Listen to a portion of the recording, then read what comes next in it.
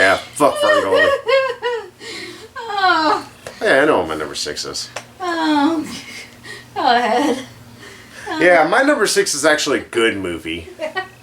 That's subjective. It's not a giant pile of shit that everyone hates, except Megan. One person that actually likes Ferngully, besides yourself. Lisa, I think. One person you think. I think. So, in short, let's go to the good movie, Blood the Last Vampire. Another anime movie. You have a lot of shit that I have not heard of. That's because, again, you don't watch good stuff. This is actually a straightforward anime in the form of it's one of the last vampires on Earth hunting a demon. She helps this one particular group hunt demons and everything. It had a terrible live action adaptation. Okay, thanks for that book. It fell on my foot. Just committed suicide. Yeah. But that's all it is. It's a vampire lady who is having to hunt down a demon. And she's really badass, which helps. Sure, she chews the scenery a lot. She's astronomer in the first, 30 episodes of Power Rangers in Space. She's chewing that scenery shit. It's like, did she say anything? I don't think she even says a single word till like 20 minutes in the movie. It's like, oh, okay, she can talk. Okay, she's not deaf. Or deaf. Mute. There we go. I'll eventually find the ailments. Where's the volume down button on you? I don't have it. I lost it. I broke it off the air day. But yeah, it's got really damn good animation. The story's super easy to follow. Not too easy, though, because, again, it's vampire hunts demon, kills demon. And it's not... I know people are like, oh, how dare you, but there's a lot of times anime can go really weird and really hard to follow. This one doesn't do that, and thankfully because of that, you don't get lost in trying to have to fucking read 17 chapters on Japanese history and mythology. Is the one issue that plagues Inuyasha. There's a lot of time you're like, I need to read up on my Japanese mythology because I don't know about this shit. Yeah, this one's just, it's a damn good vampire flick. Anybody who says they love vampire movies, if they have not seen this movie, they cannot claim that. It's one of the best vampire movies ever. I'm not kidding. Much as one of the best anime movies. So, you're number 5, since we're halfway through. Well, not much to talk about. My number 5 is Shrek 2. Yeah, Shrek 2. Still a really good movie. Yeah, like you said, better jokes and kind of a recurring theme would be better music. There's like 2 songs in the whole thing. No, there's more than that. They're actually sung by the characters. Yeah, there's like a little karaoke thing at the end that counts too. That's 2. No. There's the fairy godmother, and then there's that. There's also a cover of Changes by Dave Bowie. I know it changes and stuff by Cooper. Let's see. I don't remember that being in the movie. But anyway, that's briefly 3. And also, like, the karaoke thing, it's like there's Hooked on a Feeling by... I'm talking about actual segments of music. I'm not talking about like, oh, well, we sing 7 songs, but we sing 3 seconds a piece of each. That doesn't count as, oh, we're singing multiple songs. That's like, just because you mush together all the songs from Lion King There's some make more it. songs, I just can't think of it. I'm just saying, it's like, there's not a whole lot of actual originality in terms of the music. There's just the fairy godmother song. But there's good songs, at least. Yeah, they're alright.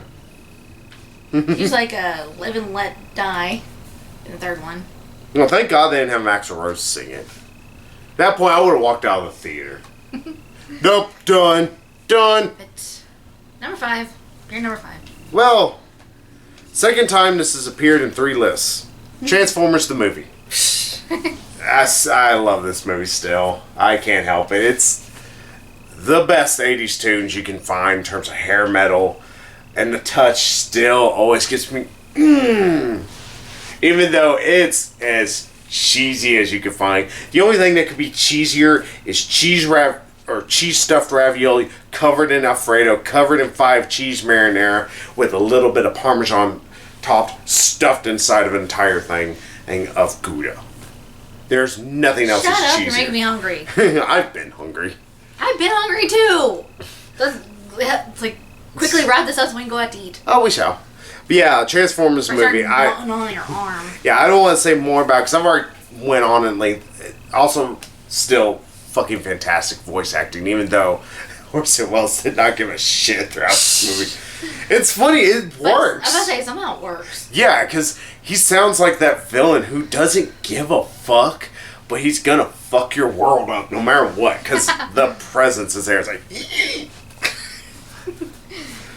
yeah, I'd hope somehow they resurrect him and put Unicron in there and have him voice it. It's like, fuck, why am I back from the dead? Am I doing Citizen Kane 2? Transformers 5. Fuck. So, what do you got for 4? 4, you may roll your eyes. Ice Age. The first one. I never cared for the Ice Age movies. I know people like them, but... I like the first and the third one. I haven't seen anything beyond that. Saw the second one. Beyond that, though. Beyond the third movies, that you Yeah, should it's say. like the fourth and fifth one. From what I've heard, the fifth one sucks. It's like, I didn't much care for the second one. I like the first one and the third one, but the first one was definitely the best of those movies. I've always kind of been towards them. Like, set up the original trio. Well, Quadrio. I know they eventually introduced Queen Latifah's character. And, Oh, I was actually speaking of the squirrel. oh, yeah. He is the only part of the... Yeah, he's the only part of the series I like. And his adventures trying to jam into some ice. Get the damn acorn! So then this cracked. Like, oh shit. It's like the funniest My part. My luck. From, I think it's the second one, whenever he has it, he's holding it, it's underwater, and it's all this fish. I don't know why, that still kills me. I watch that short every now and then just to get a good chuckle. Yeah, Orange Scrap, I've never cared for him, but I will admit, like, some people like him. It's like, I'm not that I hate this movie. It's just like, I'm a big meh towards it. But hey, it's your choice, I guess. And yeah, you've been giving me shit on the rest of my list. To be fair, at least you are now starting to go towards decent movies. Wait to see what number 3 is. Well, my number 4 is a movie I think you totally forgot about. And I know a lot of people did, and I am so glad it's finally on DVD. I'm going to buy it after Christmas, and that is Tiny Toons, How I Spent My Summer Vacation. Holy shit, is that a fantastic animated film. It's perfect Looney Tunes humor, and all the stories are just long enough that they feel like they're part of a really damn good episode. Yeah. And then when you put them all together, you're like, I just felt like I watched an amazing season in an hour and a half. And also it just helps that the animation is just fantastic. The orchestral soundtrack for it is beautiful. It sets the mood at every moment. It's just one of the best things I think Steven Spielberg has ever touched his fingers on. No joke. And I love Saving Private Ryan still. I think Saving Private Ryan might be a little higher than this, but hey. Yeah, you want to say about it? No, just... like, I've got you. Who's got you? I do. Hey, buddy, get your own cartoon. Superman comes up and shows... I'm surprised you don't have it on your list. It's such a fantastic film. I like it, just not enough to put it on my list.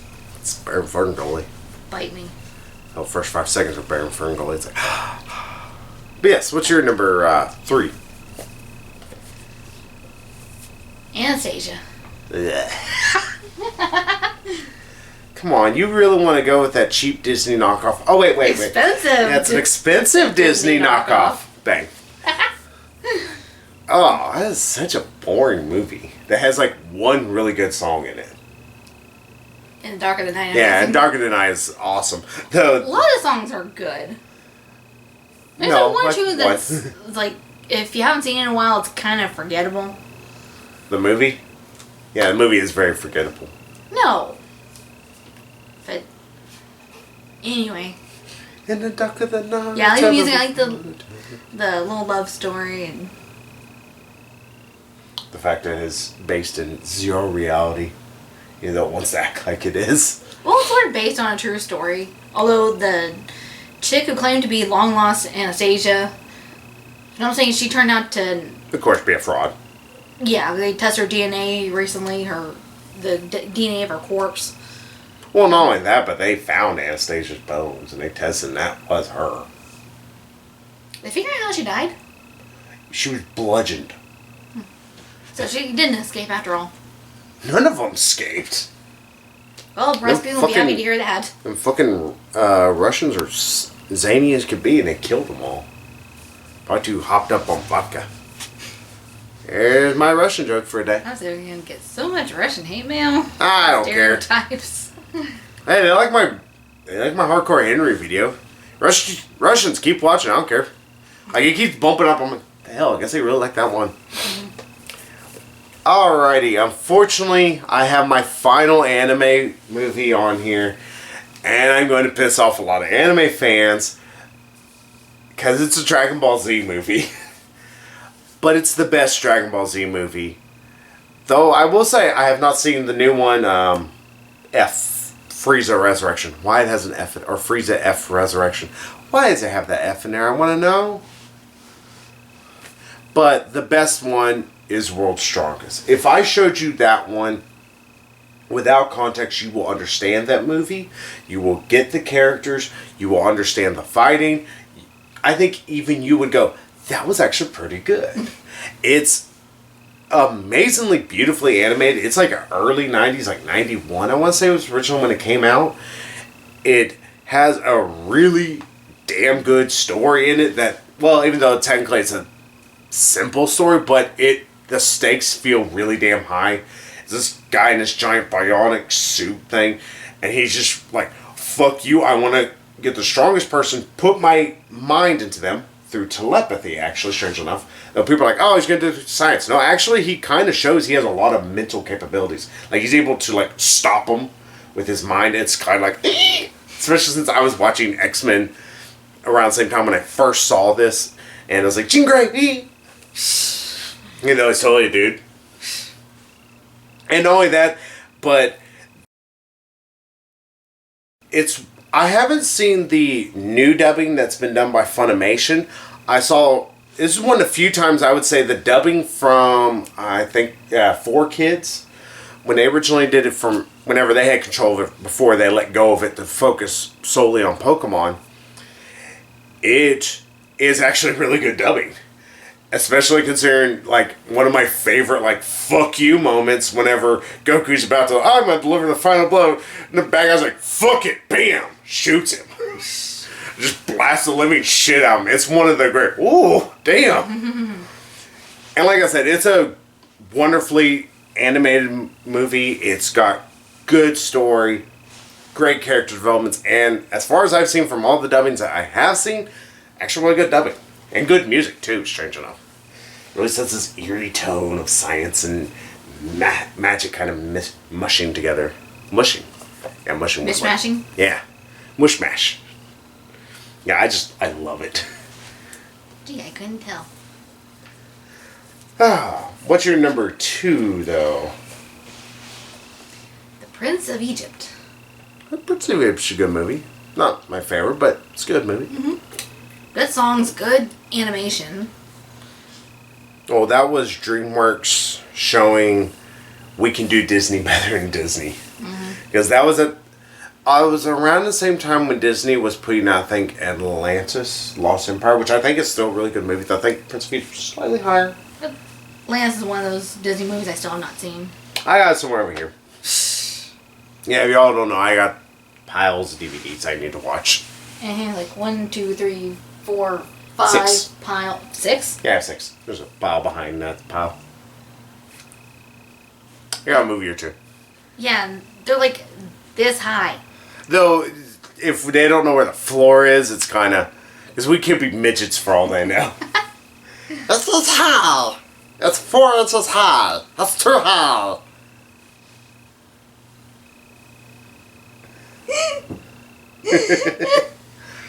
Just pissed off every short person in the entire world.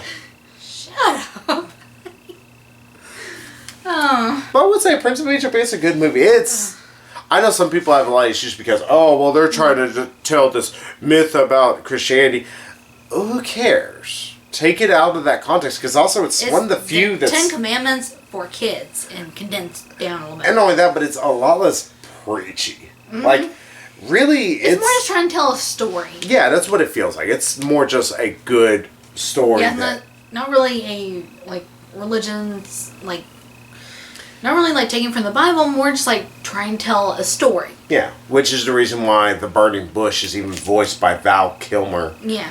And it's a lot more soothing of a voice over 10 Commandments, where he's just this loud, booming voice the whole time. And he sounds like he's going to murder you in your sleep. And it sets a much better tone, I think. Especially for children. And it has really good songs. I have both the DVD and the soundtrack. I will agree with you there. That does have actually good songs. It has good music, actually, just without songs. Like, some of the orchestral stuff's really good, very well done. Of course, if you're a nerd like me, when it comes to movie stuff, it's like, I hear that, it sounds so beautiful. Every time I'm like, oh my god, what's in my ear? Like, somebody just shoved a big 8-foot dildo in there. Yeah, we're kind of obsessed with music. Mm-hmm. Never a bad thing, though. I will say my top 2 actually really surprised me. Mostly because I was like, I really do love these movies, but more I kept thinking about, these would be some of my favorite non-Disney animated movies. My number 2, How to Train Your Dragon. I've not seen it. I will show you How to Train Your Dragon. I know people say the second one's actually better, but I haven't seen it yet. If it is, then put number 2 here. If I watch it and I say it's better than the first one. So you're just going to go back and... Yeah, 2 now. But, yes, it's technically got a simplistic story in its way. Because pretty much it's like, you need to learn this, that. But because all of the acting is so well done, the animation is so great, it's got so many cute moments with Toothless. Because he's just so adorable. He's like a kitty cat. And I love cats. One's in my closet right now. Somewhere in there, probably. She's probably sleeping. Mm-hmm. She likes to curl up, because I think she pulled down a shirt one time and she just has like a little spot she makes. I'm like, it's one of the old shirts I don't wear anymore, so I don't care. But, yeah, it's just got so much good to it. I was like, this would be one of my favorite non-Disney anime movies. I was like, it has to make my list. I'm like, I think it's better than these. I'm like, this would make 2 easily. It would make 1, but 1 just edged it out a little more.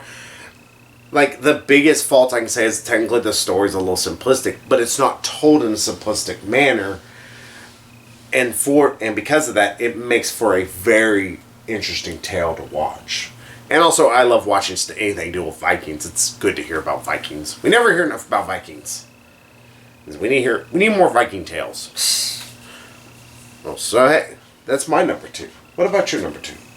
Number 1? Pardon me. Oh yeah, you're on 1. Yeah. Care to take a guess? I have to guess it's Who Framed Roger Rabbit, because you haven't mentioned it yet. Yeah, it's Who Framed Roger Rabbit. Surprisingly, not because of the music.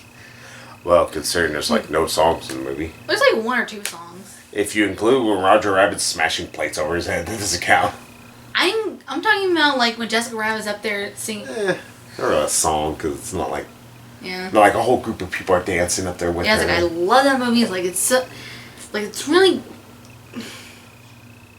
very stylized. Yeah, it's very pretty. It's like it did the whole live action animated thing really well. Space Jam looked like a pile of crap. Yeah, that was one of the movies I wrote down that I have seen, but that was not even in consideration for the top 10. Not even honorable mention. Just. Well, to be fair, because I had that movie, but it's like, if you're gonna compare Space Jam and Who Framed Roger Rabbit, it's like it's not even a contest, and that's the bad part. It's like even watching today, it's like Space Jam really doesn't hold up all that well. It looks really ugly. And Space Jam's like much younger than. Oh yeah, it was made in 96. Yeah. Or something like that? Yeah, like 96, 97, I think. Yeah, and Who Framed Roger Rabbit's like 89. Yeah. I thought it was 85. No, it was like wrong. 89, I want to say, like late. IMDb app. Thank God I didn't have somebody's number up there, or everybody be calling them. I remember I had to kill one of my coworkers earlier, but I'll tell you later. Yeah, 88 actually. I was close. Yeah, Who Framed Roger Rabbit is actually a really fantastic film. I wouldn't have put it on my list, not because it's not one of the best. You don't consider it animated. Yeah, I don't consider it an animated film. As you said earlier, you consider it more live action, and that's fine. Yeah, it's much more live action than this whatchamacallit. I consider it... Oh, I was right, 96. Yeah, that's what I was thinking, it's like 96, 97. So we're going to have to see how weird they make Space Jam 2 when that happens. That's seriously going to be a thing? Yeah, with LeBron James. I keep hoping that's going to, like, just, like, a rumor or something. Oh, no, they're going into production with it right now. I think they're done writing it. It's going into, like, the pre-production stage of pretty much going, hey, let's get everything together, and then they're going to start shooting it soon. Yeah, that's going to be a thing. But, yeah, Who Framed Roger Rabbit is pretty, it's got a really damn good story. yeah, it's funny. No, it's not for kids, so, yeah. It's a little violent. Yeah. Like, that thing gonna kick you in the nose. Nose? That don't rhyme with walls. Nope, No, but this these does. dudes. This These dudes. I'm like a mentally retarded gangster. Oi. But, yeah, I mean, the thing with the little cartoon shoe and the dip towards me, it's like, oh, that would make a kid just like die. I was like, oh my god, it makes me cry every time. I was like, oh my god, I can't watch this. I can't watch this now. Well, they're being cute, too. And, like, oh my god, I can't watch this. Tell me when it's over. But, yeah, but other than that, I was like, yeah, it's good. And, oh my god, growing up. It's actually beyond good. It's actually really it's like, good. I love Jessica Rabbit. I wanted to be Jessica Rabbit. Like, with the red hair, just like, they're sexily falling in her face, and with that figure, and that voice, you know, Kathleen Turner. Before Kathleen Turner became a man. Poor Kathleen Turner. Age hit her like a sack of bricks. I'm saying she's also a smoker. Yeah, probably. Alcohol doesn't help. And now she's kind of a psycho. Yeah. But, yeah, I wanted so much to be Jessica Rabbit. I still do. I'm glad you're not. Because then you couldn't be... You couldn't give my last name. Because you would be married to somebody else. Polygamy's not allowed. What? You... Smart ass. You know. I know. What I'm talking about. I know. I'm being a wise ass. Being? But I guess I need to talk about my number one. Mm-hmm. You're going to look at me so weird. Everybody else is going to be kind of... Because it is a really, really, really damn good animated film. It's hilarious. The animation's funky, but it's supposed to be. Mm-hmm. Because it's South Park, bigger, longer, uncut. Which is the best dick joke ever put into title frame. It's like, huh. I wonder if the MPAA noticed that stupid part of them just fucking up there. Probably not, because I didn't know that. Didn't know it was like a penis reference until you meant. Well, bigger, longer, uncut. It's like a bigger, longer movie, and it's uncut. It's unedited. Oh, it is edited. That's what that was my first thought. Surprisingly, my mind did not go to the gutter. Yeah, because no, that's actually what they meant it for, was actually a dick joke. That's the reason why that's its subtitle. Even though people are like, oh, well, it's because it's in reference to the fact now it's unedited. They can say fuck and they can say shit and everything. It's like, no, it's a dick joke. It's a big dick joke on everybody's screen. So they slid that by everybody. Oh, I don't know about sliding. Might have stuck it in your ear, like earlier. But actually, it's also a movie that the more I've learned about, the more I have fallen in love with it. Like, for instance, there are 399 swears throughout that movie, or they're declared swears by the MPAA. If it had 400, it'd be rated NC-17. They purposely cut out like 2 swears because they were right over the limit, and they said they're going to rate it NC-17. They're like, all right, we'll make it rated R by cutting out like 2 swears. It's like, that is such an arbitrary thing. Yeah, why the number 400? I'm curious about. It's like 399. It's an R rating. 400. It's an NC-17. What? What the hell difference does it make? They would hate some of my videos. But, oh, nope. That's like Lewis Black talking about. When they talked about how many times he said fuck on his first HBO special, he said 42. And they said that's too many. He's like, so I guess if I'd said 41, it would have been okay. Yeah, it kind of makes a little joke. It's such an arbitrary thing. It's like, and that's the idea. They actually poke a lot of fun at it. The more you actually, and it's might partially be because of how much I learned about this movie after watching. Because when I watched this movie first time, I wasn't a huge South Park fan. I became a South Park fan because of Bigger, Longer, and Uncut. To say I became a South Park fan because of Cock is kind of hilarious. But I really became a fan because of that. And that's telling that a movie that I went into kind of ambivalent, actually not ambiguous, but ambivalent towards, it really made me a fan of the show, and I actually enjoy the show a lot more because of the movie. And also, I've learned more about some of the behind-the-scenes stuff, about some of the jokes and everything like that. I can't exactly recall them right now.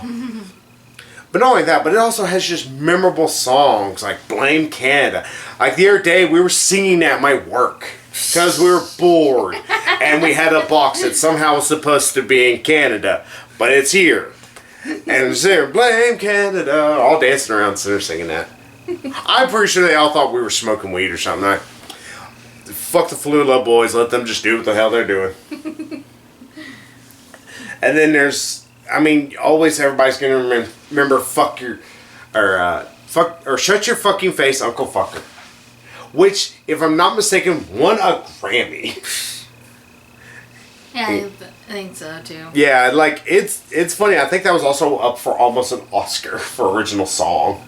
Either that or it's one of the other songs. I think it might have been the Devil's song. I think it's called Up There or something like that. But all the songs are good. All the songs are very well sung, even though Trey Parker is just being a goofball throughout most of it. Because it is mostly Trey Parker singing most of it. Except for, obviously, Blame Canada, since that's done by, lady plays Sheila. I can't remember her name.